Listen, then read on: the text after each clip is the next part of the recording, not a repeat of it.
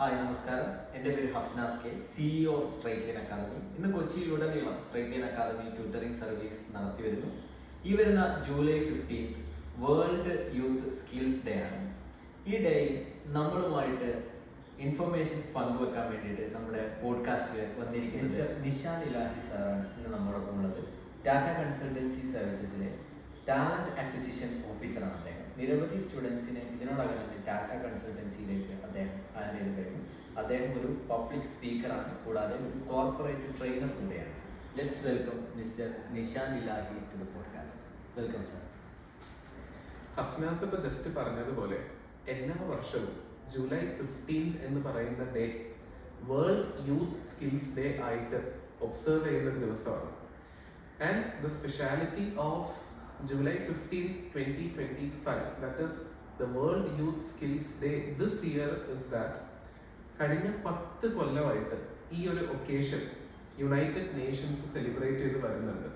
And what makes the world Youth Skills day of 2025 all the more special is its exclusive and amazing theme.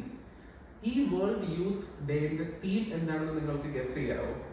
It is nothing other than empowerment of youth through artificial intelligence and digital skills. Sir, നമുക്കിപ്പോൾ വരുന്നത് 5th to 12th വരെയുള്ള students ആണ് നമ്മുടെ അടുത്ത് വരുന്നത്. അപ്പോൾ 12th കഴിഞ്ഞതിന് ശേഷം അല്ലെങ്കിൽ 12th ചെയ്തുകൊണ്ടിരിക്കുമ്പോഴേക്ക് കുട്ടികളുടെ മനസ്സിലുള്ള ഒരു സംശയം എന്ന് പറയുന്നത് ആഫ്റ്റർ 12th എന്ത് ചെയ്യണം എന്നുള്ള രീതിക്കുള്ള ക്വസ്റ്റ്യൻസ് ആണ്.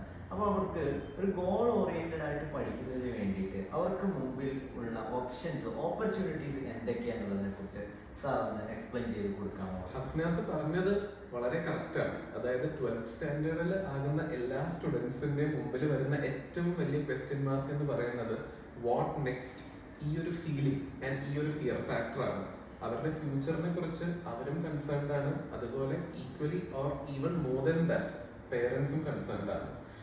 അപ്പോൾ എന്ത് ഓപ്പർച്യൂണിറ്റീസ് ആണ് അവൈലബിൾ എന്നുള്ള ക്വസ്റ്റ്യന് നമുക്ക് എപ്പോൾ ഇതിനൊരു ആൻസർ പറഞ്ഞാലും it is customary to start with engineering and MBBS.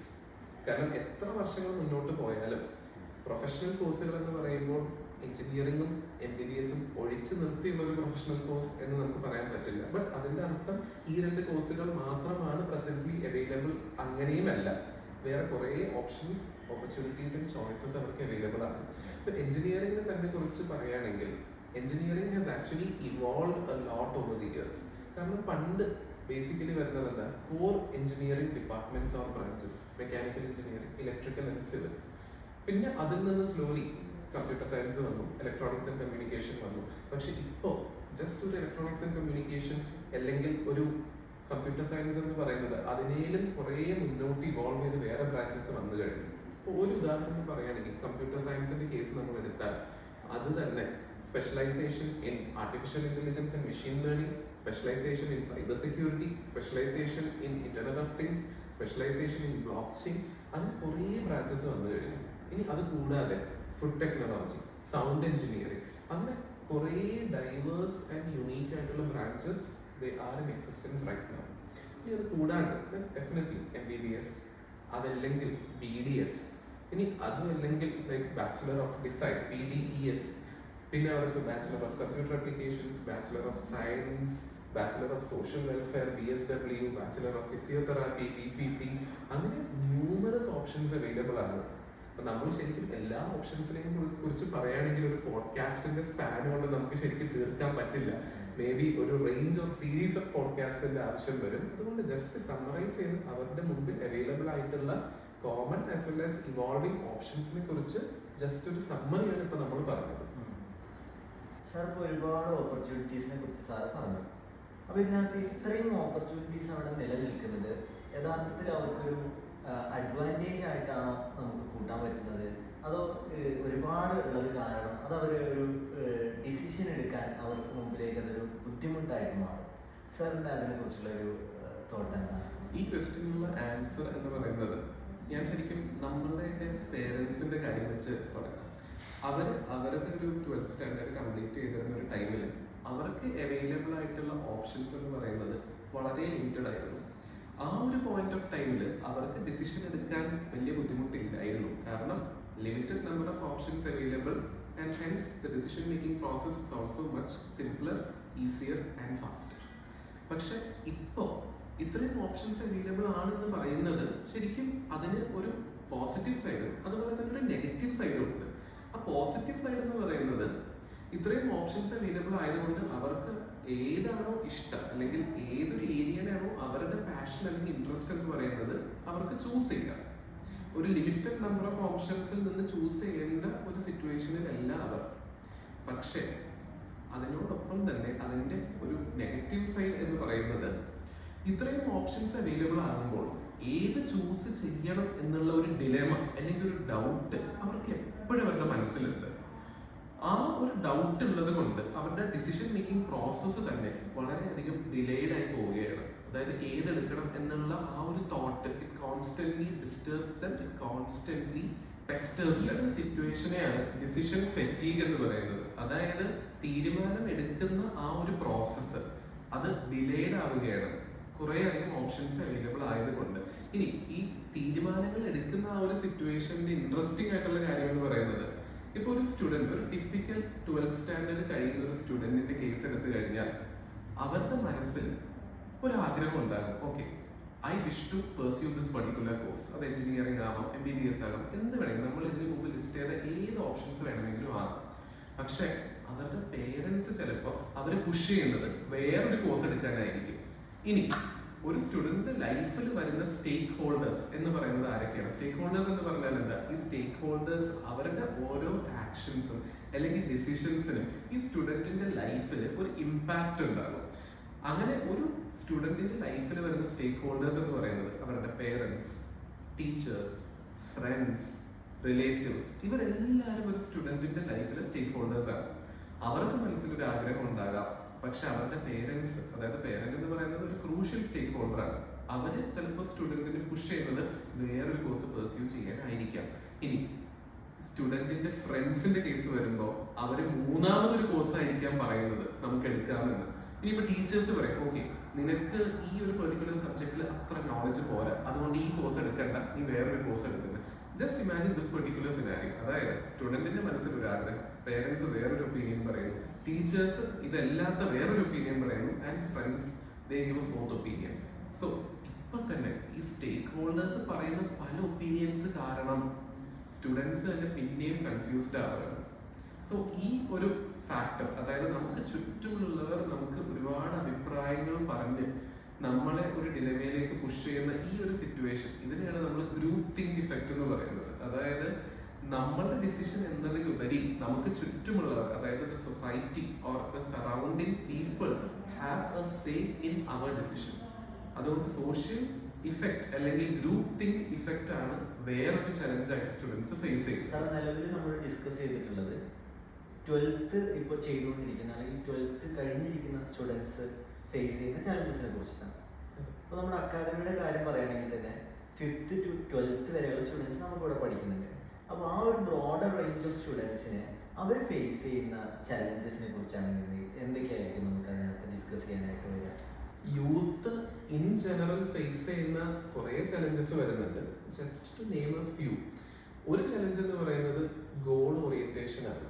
കുറേ പ്രസന്റ് ഡേ യൂത്തിൽ കണ്ടുവരുന്ന ഒരു പ്രോബ്ലം, അവർക്കൊരു ഗോൾ ഓറിയന്റേഷൻ എന്ന് പറയുന്നത് വളരെ കുറവാണ്. കാരണം ലൈഫിൽ എന്നും ഒരു എയിം വേണം. ഒരു എയിം ലൈഫിൽ ഉണ്ടായി നമ്മൾ അതിലേക്ക് വർക്ക് ചെയ്യുമ്പോഴാണ് നമ്മൾ യൂഷ്വലി സക്സസ്ഫുൾ ആകുന്നത്.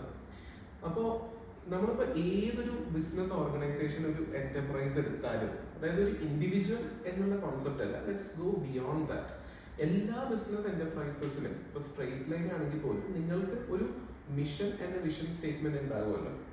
അതേപോലെ ഓരോ വ്യക്തിക്കും, ഓരോ സ്റ്റുഡൻറ്റിനും ഇത്രയും കോംപ്ലിക്കേറ്റഡ് ആൻഡ് സോഫിസ്റ്റിക്കേറ്റഡ് ആയിട്ട് നമ്മളതിനെ മിഷൻ വിഷൻ എന്നൊന്നും വിളിച്ചില്ലെങ്കിൽ പോലും അവർക്ക് ലൈഫിൽ ഒരു ടാർഗറ്റ് അല്ലെങ്കിൽ ഒരു എയിം, ഒരു ഗോൾ, ഇത് ഇനവിറ്റബിൾ ആണ്. അവർക്കിത് എന്തായാലും വേണം. അവർ അതിലേക്ക് ഫോക്കസ് ചെയ്ത് വർക്ക് ചെയ്യണം.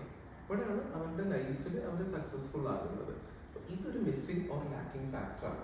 അപ്പോൾ ഇതാണ് അവർ ഓവർകം ചെയ്യേണ്ട ഒരു സെക്കൻഡ് മേജർ ചലഞ്ച് എന്ന് പറയുന്നത് ടൈം മാനേജ്മെന്റ് ആണ്. അതായത് നമുക്കെപ്പോഴും ഇംഗ്ലീഷിലൊരു സെയിങ് ഉണ്ട്, time and tide waits for none. അതുകൊണ്ട് നമ്മൾ സമയം വളരെ കെയർഫുൾ ആയിട്ട് എഫിഷ്യൻ്റ് ആയിട്ട് എഫക്റ്റീവ് ആയിട്ട് യൂട്ടിലൈസ് ചെയ്യണം. അത് യൂത്ത് എന്ന് മാത്രമല്ല, ഏത് ഏജ് ഗ്രൂപ്പിൽ വരുന്ന ആൾക്കാരാണെങ്കിലും ടൈം വളരെ കോഷ്യസ് ആയിട്ട് യൂസ് ചെയ്യണം. ഇപ്പോൾ യൂത്ത് ഫേസ് ചെയ്യുന്ന ഒരു പ്രോബ്ലം എന്ന് പറഞ്ഞാൽ അവർക്ക് ടൈം മാനേജ്മെന്റ് വളരെ ലാക്കിംഗ് ആയിട്ട് വരുന്നൊരു ഫാക്ടറാണ്. അതായത് എങ്ങനെയാണ് ടൈം യൂസ് ചെയ്യേണ്ടത് എന്നൊരു ഐഡിയ അവർക്ക് എപ്പോഴും കുറവാണ്. They feel they have ample amount of time for carrying out their activities.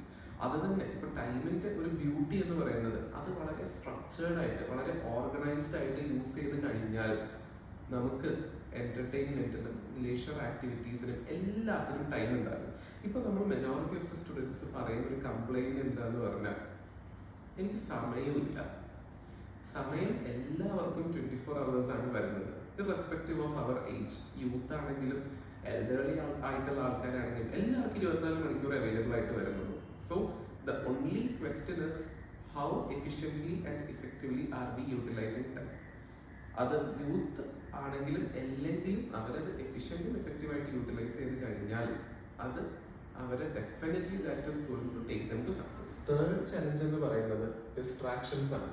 പലതരം ഡിസ്ട്രാക്ഷൻസ് യൂത്ത് ഫേസ് ചെയ്യുന്നുണ്ട്. One major distraction is mobile phones, especially smart phones. അപ്പോൾ നമ്മൾ ഫോൺ എടുക്കുകയാണെങ്കിൽ തന്നെ സോഷ്യൽ മീഡിയ ഇപ്പോൾ വളരെ ട്രെൻഡിങ് ആയിട്ട് വരുന്ന ഒരു ടെർമിനോളജി എന്ന് പറയുന്നത് ഡൂം സ്ക്രോളിംഗ് അല്ലെങ്കിൽ ഡൂം സർഫിംഗ് എന്നുള്ളതാണ്. ഡൂം സ്ക്രോളിംഗ് എന്ന് പറഞ്ഞാൽ ഒരു പേർപ്പസും ഇല്ലാതെ ജസ്റ്റ് മൊബൈൽ ഫോൺ എടുത്തിട്ട് സോഷ്യൽ മീഡിയ ത്രൂ ഇങ്ങനെ സ്ക്രോൾ ചെയ്ത് പോകും. അപ്പോൾ അവർക്ക് തന്നെ അറിയില്ല അവരെന്തിനാണ് സ്ക്രോൾ ചെയ്യുന്നത്. അതായത് ഒരു പേർപ്പസ് ഇല്ലാതെ അവർ സ്ക്രോൾ ചെയ്യുന്ന ആ ഒരു ഫിനോമിനെയാണ് നമ്മൾ ഡൂം സ്ക്രോളിംഗ് എന്ന് പറയുന്നത്. ഈ ഡൂം സ്ക്രോളിങ്ങിൻ്റെ ഒരു മെയിൻ ഡിസഡ്വാൻറ്റേജ് അല്ലെങ്കിൽ ഒരു ഡ്രോബാക്ക് എന്ന് പറയുന്നത് എത്രത്തോളം ടൈം അവരതിൽ സ്പെൻഡ് ചെയ്യുന്നു എന്ന് അവർ തന്നെ അറിയുന്നില്ല. They are not aware of the time that is spend on social media. And ഇപ്പോൾ പേരൻസോ അല്ലെങ്കിൽ ടീച്ചേഴ്സോ ആരെങ്കിലും വന്നിട്ട് അവരെ ഡെലിബറേറ്റ് ആയിട്ട് വിളിക്കുകയാണ്, see you have been sitting in front of the phone for a long time. അങ്ങനെ പറയുമ്പോഴാണ് അവർക്ക് ആ റിയലൈസേഷൻ വരുന്നത് that they have spend a lot of time in front of social media. ഇത് ഒരു ഡിസ്ട്രാക്റ്റിംഗ് ഫാക്ടറാണ്. പിന്നെ ഇത് കൂടാതെ അൺഹെൽത്തി ആയിട്ടുള്ള റിലേഷൻഷിപ്സ്, അതിനും to a certain extent social media തന്നെയാണ് കോസ്. കാരണം സോഷ്യൽ മീഡിയയിലൂടെ പരിചയമില്ലാത്ത പലരെയും പരിചയപ്പെടുന്നു, അവരായിട്ട് ചാറ്റ് ചെയ്യുന്നു. അപ്പോൾ ഈ വ്യക്തികൾ ഇവർ ജെനുവിനാണോ, അങ്ങനെ ഒരു ആൾക്കാർക്ക് അങ്ങനെ ഒരാൾ എക്സിസ്റ്റ് ചെയ്യുന്നുണ്ടോ എന്ന് പോലും ആർക്കും അറിയില്ല. അങ്ങനത്തെ അൺഹെൽത്തി റിലേഷൻഷിപ്സ് ഇത് വേറൊരു ഡിസ്ട്രാക്റ്റിംഗ് ഫാക്ടറാണ്. ഇനി ഇത് കൂടാതെ സബ്സ്റ്റൻസ് അബ്യൂസ്, അതായത് drugs and alcohol. Addiction induce ചെയ്യുന്ന രണ്ട് ആസ്പെക്ട്സ് ആണ് ഡ്രഗ്സും ആൽക്കഹോളും. Once anyone is into it, it is very difficult to come back. They will be addicted to it and they will be ruining their lives.